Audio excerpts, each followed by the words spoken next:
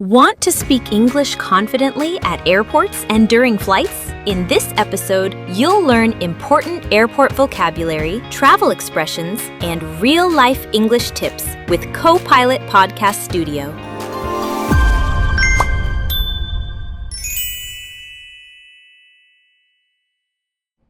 Ever been stranded in an airport, unsure how to ask where your gate is, or confused by a fast announcement? Today, we're diving into the world of airport and flight English, the language that keeps global travel moving.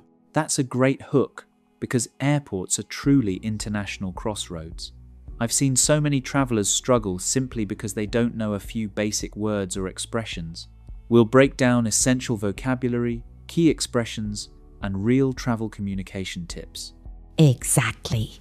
And here's our roadmap. First, we'll tackle check-in vocabulary, then the security process.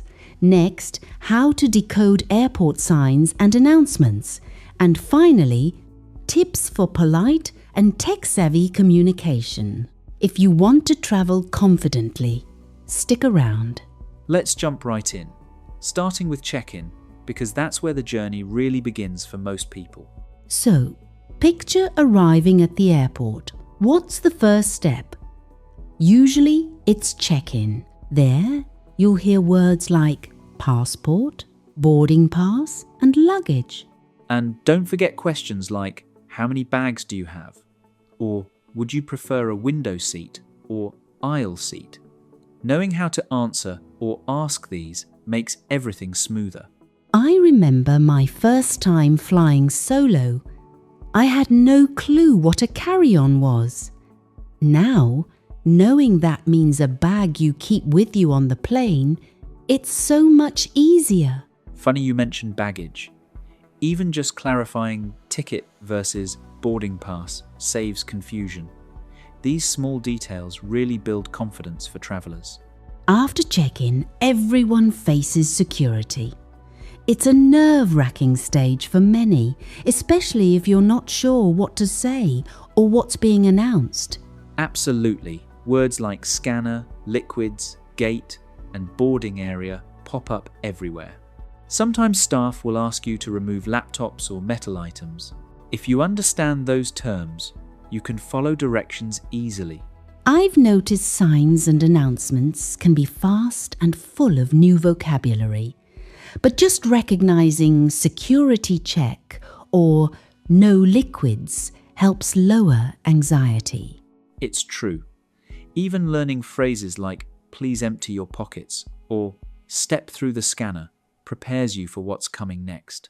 All those signs in airports, departures, arrivals, customs, baggage claim, they can be overwhelming, especially in a busy terminal. What surprised me most is how much you rely on those signs to get around. Understanding them really helps you avoid getting lost and saves time. Then there's the challenge of listening.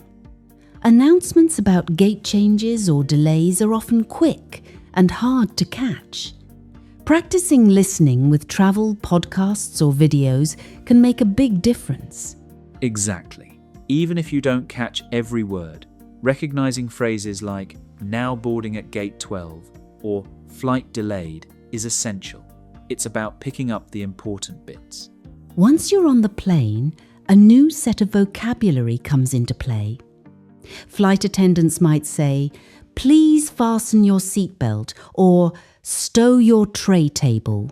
And there are words like emergency exit, takeoff, landing. Understanding these isn't just about comfort, it's a safety issue. I've had moments where asking, can you help me? Or where is my seat? Made things so much easier. Even simple phrases solve problems fast.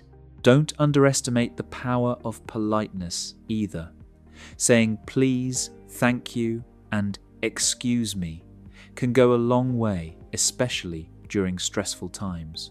That actually reminds me, technology has really changed airport English.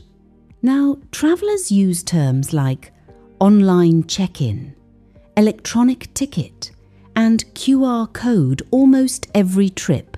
Right, and self-check-in machines or mobile apps are everywhere. Knowing these words not only helps, but also speeds up your travel. It's becoming standard. Plus, long flights are perfect for English practice. Many people listen to podcasts, watch movies, or read books to sharpen their skills while traveling. It's a smart way to use your travel time. Whether you're learning vocabulary or improving listening, the airport is a real-life classroom. Let's wrap up. Today, we highlighted 3 big takeaways. First, knowing airport vocabulary helps you navigate confidently. Second, listening to announcements and signs is key for smooth travel. And third, polite, clear communication with staff makes your experience easier. For anyone planning a trip or learning English, here's a practical step. Practice airport dialogues, like asking for directions or checking in before your trip. It'll pay off when you're actually there. Thanks for joining us. Next time you're at an airport, you'll be ready to handle anything in English and maybe help someone else along the way. Safe travels and keep practicing your airport English.